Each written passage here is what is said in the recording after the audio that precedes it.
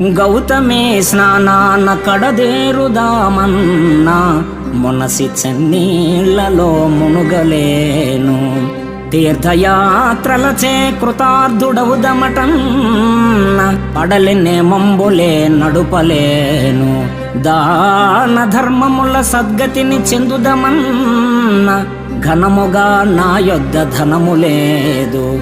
తపమాచరించి సార్థకము నందుదమన్న నిమిషమైన మనసు నిలుపలేను.